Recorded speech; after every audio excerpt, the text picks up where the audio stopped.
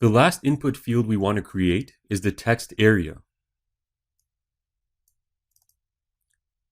The text area is similar to the input field, but it allows much more text to be inputted and across multiple lines.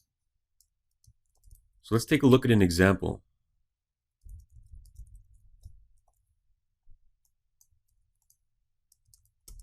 You'll notice if I copy and paste this over and over again, the text area allows for scroll bars, and we can also expand it and contract it. This makes it much more convenient for the user when it comes to inputting large amounts of text.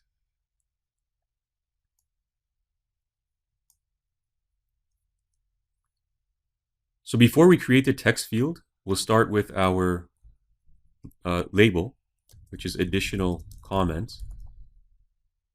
And in the column next to it, we'll input the text area. So to do that, we'll create the text area tag.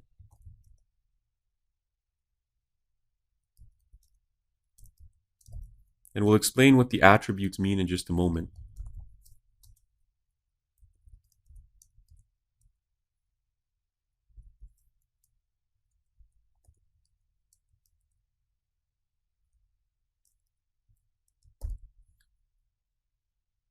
The open text area tag does require a closing text area tag. So as you can see, it includes the name attribute, just like all the other fields we created. It also allows you to specify the width of the text area, which is represented by cols, and the height specified by the number of rows.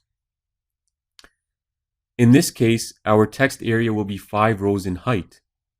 Beyond 5 rows of text, the scroll bars will be enabled automatically. So let's save our file and take a look.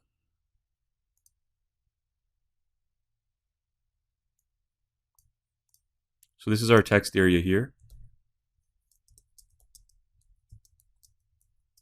And you can see that the scroll bars do activate.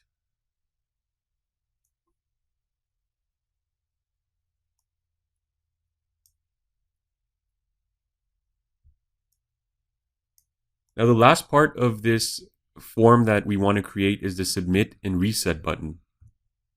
The submit button will submit the form data to our send.php script, or whichever file you've specified in the action attribute of your form. The reset button will empty the data inputted into the fields.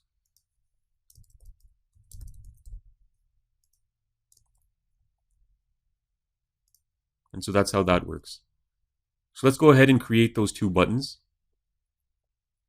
And we want to insert this in the second column on the 9th row, our last row.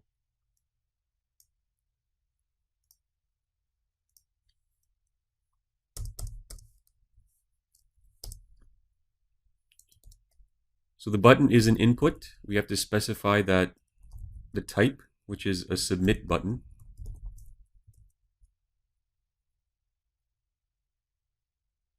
We'll give it a name. We'll just call it submit. And a value.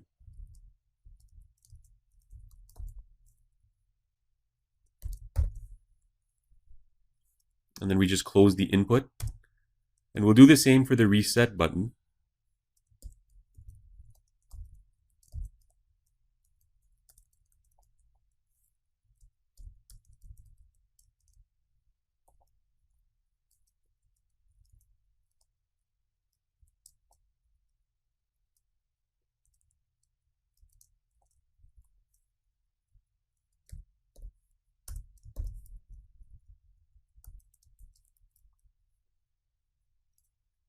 I just capitalized the first letter.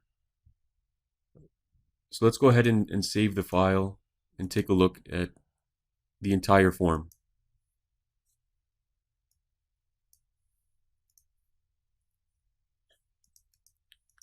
Okay, so that's the entire form. You'll see we have the 2 text inputs, our select menus are working, our checkboxes, and the radio buttons, text area. And let's just test our reset button. So that works. Now the submit button will not work because we have not created the send.php file. Okay, that's the file that all this data will be transmitted to. And then that PHP file instructs our web server on what to do with the data. Is it going to be sent to a database, to an email address, or some other form of processing? We'll learn how to do that in the PHP part of this course.